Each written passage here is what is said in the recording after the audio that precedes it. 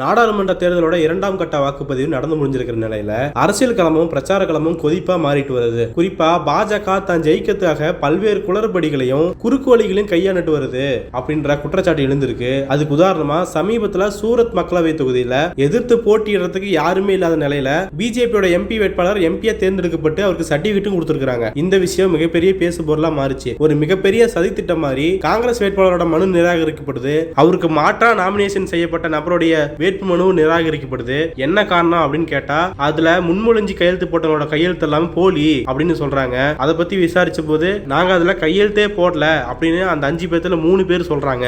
இத்தனைக்கு அந்த 3 பேருமே வேட்பாளருக்கு ரொம்ப நெருக்கமானவங்க.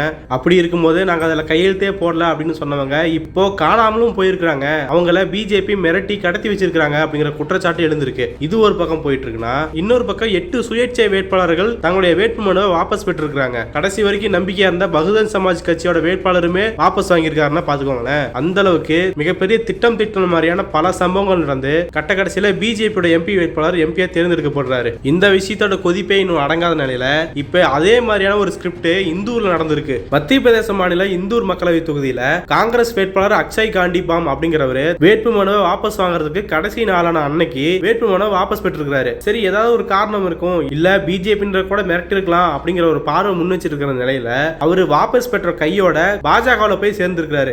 இது மிகப்பெரிய அதிர்ச்சி ஏற்படுத்தியிருக்கு.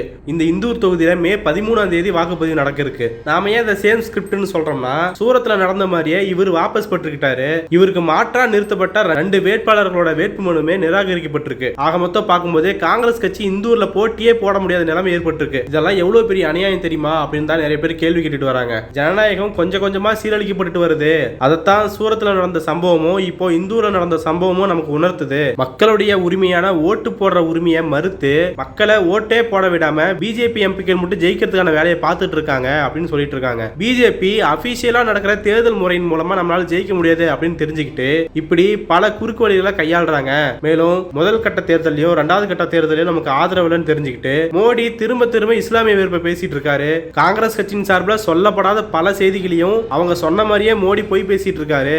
இன்னொரு பக்கம் பசுவதை மாட்டுக்கறி அப்படின்னு யோகி ஆதித்யநாத் பேசிட்டு இருக்காரு. இப்படிப்பட்ட பதற்றத்தெல்லாம் உண்டு பண்ணி தேர்தலையே ஒரு கலவரக்காடா மாத்தி அதுல ஆதாயம் தேடுறதுக்கு பார்த்துட்டு இருக்கு பிஜேபி அப்படின்னு சொல்லிட்டு இருக்காங்க. இப்ப இந்த இந்தூர்ல கூட காங்கிரஸ் கட்சி போட்டியிலன்னு ஆயிருச்சு.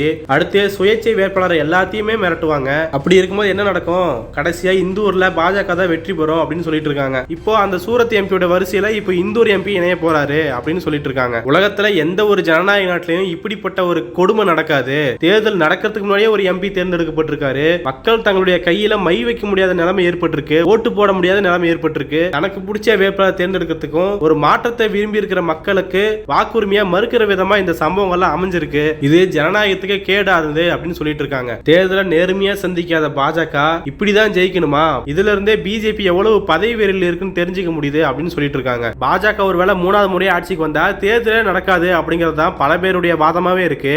ஆனா பாஜக ஆட்சி அமையணும்னு அவசியம் கிடையாது. இப்பவே பாருங்க, தேர்தலே நடக்காம 2 எம்பி தேர்வாக போறாங்க.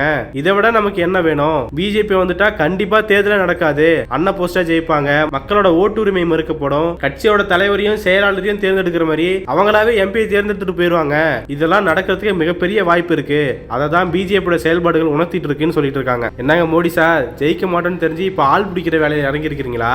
எலக்டோரல் பாண்ட்ல வாங்கின காசை எல்லாத்தையும் இப்படி செலவழிக்கிறீங்களே. இன்னும் தேர்தல் முடிஞ்சா எத்தனை எம்பிக்களை எத்தனை எம்எல்ஏக்களை வேலைக்கு வாங்க போறீங்களோ அப்படின்னு தான் பயமா இருக்குன்னு சொல்லிட்டு இருக்காங்க. ஒரு பாசிச சக்தி கிட்ட பணம் இருந்தா ஆட்சி இருந்தா என்னவெல்லாம் நடக்கும் அப்படிங்கிறதுக்கு இந்த சம்பவத்தை தவிர வேற உதாரணங்களை எதுவுமே சொல்ல முடியாது. இந்திய அளவில் இப்படி போயிட்டு இருக்குன்னா தமிழ்நாட்டில் நீலகிரி தொகுதியில ஸ்ட்ராங் ரூம் அமைக்கப்பட்டு வாக்குப்பதிவு இயந்திரங்கள் எல்லாம் சேமிச்சு வைக்கப்பட்டிருக்கு. அங்க கடந்த சனிக்கிழமை சாயந்தரம் கட்சியோட ஏஜென்ட்டுகளுக்காக டிஸ்பிளே வைக்கப்பட்டிருந்தது. அதுல கேமராவோட பதிவுகள் எதுவுமே வரல அப்படிங்கிற ஒரு குற்றச்சாட்டு எழுந்திருந்தது. கிட்டத்தட்ட 20 நிமிஷங்களுக்கு அங்க பரபரப்பான சூழல் நிலவரத்தை பார்க்க முடிஞ்சது. அதுக்கப்புறமா டெக்னீஷியன்ஸுக்கு இன்ஃபார்ம் பண்ணி அந்த கோளாறுகள் சரி செய்யப்பட்டது. இப்படி வாக்குப்பதிவு இயந்திரங்கள் கண்காணிப்பு மையத்துல கேமரா ஒர்க் ஆகாம போனது மிகப்பெரிய பேசு பொருளா மாறுச்சு. தமிழ்நாட்டுல முதல் முறையா இப்படிப்பட்ட குளறுபடி நடக்கிறது தான் பெரிய கவனத்தையே கொடுத்தது. இது தொடர்பா தான் நீலகிரியோட மாவட்ட ஆட்சியர் அருணா அவர்கள் இது தொடர்பா விளக்கத்தை கொடுத்திருக்காங்க. இங்க இருக்கிற அரசு பாலிடெக்னிக் கல்லூரியில வாக்குப்பதிவு இயந்திரங்கள் வைக்கப்பட்டு சீல் செய்யப்பட்டு பாதுகாத்துட்டு வரோம். 173 கண்காணிப்பு கேமராக்கள் பொருத்தப்பட்டிருக்கு அப்படின்னு சொல்லி இந்த குளறுபடிக்கு காரணமா என்ன சொல்றாங்கன்னா அதிக வெப்பத்தாலையும் அந்த ரூமுக்குள்ள காற்றோட்டம் இல்லாத காரணத்தாலையும் கண்காணிப்பு கேமராக்கள் செயலிழந்து போச்சு. சாயந்தரம் 6:17 இருந்து 6:48 வரைக்கும் 173 கண்காணிப்பு கேமராக்களுமே ஒர்க் ஆகல. அந்த குறிப்பிட்ட 20 நிமிஷங்களுக்குள்ள எந்தவித கண்காணிப்பு கேமரா பதிவுகளும் இல்ல. உடனடியாவே தொழில்நுட்ப பணியாளர்கள் மூலமா கூலர்ஸ் வைக்கப்பட்டு சரி செய்யப்பட்டது. இந்த கல்லூரிக்கு 3 அடுக்கு பாதுகாப்பு இருக்கு. கேமரா என்னதான் ஒர்க் ஆகலனாலுமே இங்க பாதுகாப்பு குறைபாடுகள் எதுவுமே ஏற்பட கிடையாது அப்படின்னு சொல்லியிருக்காங்க. ஏன்னா முதல் அடுக்கில் இருக்கிற பாதுகாப்பு பணியில் ஈடுபட்டு இருக்கிற மத்திய தொழிலக பாதுகாப்பு படையினரை மீறி வாக்குப்பதிவு இயந்திரங்கள் இருக்கிற அறைக்குள்ள யாருமே செல்ல முடியாது. எனவே பாதுகாப்பு குறைபாட்டுக்கு 200% வாய்ப்பு கிடையாது. மேலும் அந்த ரூமே சீல் வைக்கப்பட்டிருக்கு. அதனால எந்த விதிமீறலும் நடக்கிறதுக்கு வாய்ப்பு கிடையாது அப்படின்னு சொல்லியிருக்காங்க. மேலும் தேர்தல் ஆணையத்தோட விதிப்படி நீலகிரி தொகுதியில போட்டியிட்ட வேட்பாளர்கள் அல்லது வேட்பாளர்களோட முகவர்கள் யாரா இருந்தாலும் பாதுகாப்பு ஏற்பாடுகளை பார்வையிடலாம். அவங்களுக்கு முழு உரிமை இருக்கு அப்படின்னு சொல்லியிருக்காங்க. மேலும் எதிர்காலத்தில் இது போல எந்த பிரச்சனையும் ஏற்படாமல் இருக்க கண்காணிப்பு கேமராக்களை பொறுத்து இருக்கிற தனியார் கம்பெனிகளுக்கு தேவையான அறிவுரைகளை கொடுத்திருக்கோம் அப்படின்னு சொல்லியிருக்காங்க. ஆக சிசிடிவி கேமராக்கள் செயல்படாததன் மூலமா கொஞ்சம் பரபரப்பை ஏற்படுத்தியிருந்த நீலகிரி தொகுதியில மாவட்ட ஆட்சியரும் தேர்தல் நடத்த அதிகாரியுமான அருணா அவர்கள் விளக்கம் கொடுத்திருக்கிறது ரொம்ப முக்கியமா பார்க்கப்படுது. எந்த பாதுகாப்பு பிரச்சனையும் ஏற்படாது அப்படின்னு நம்பிக்கை கொடுத்திருக்காங்க.